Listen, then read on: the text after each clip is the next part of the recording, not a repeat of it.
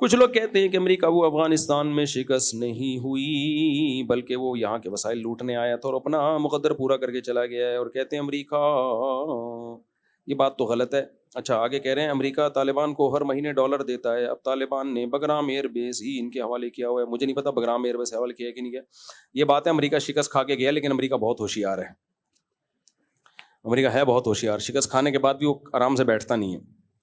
اب وہ ان کو پیسے دے رہا ہے دبا کے، اور کیوں دے رہا ہے یہ پھر اکیلے میں ملیں گے تو آپ کو انشاءاللہ بتاؤں، ہمیں مروانے کے لیے اب دے رہا ہے، ٹھیک ہے نا۔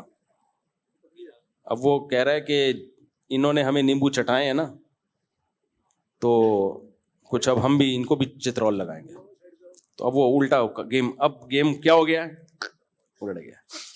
اس لیے افغانستان اس وقت ایک بہت بڑی مصیبت بنا ہوا ہے پاکستان کے لیے، بہت بڑی ٹینشن بنا ہوا ہے پاکستان کے لیے۔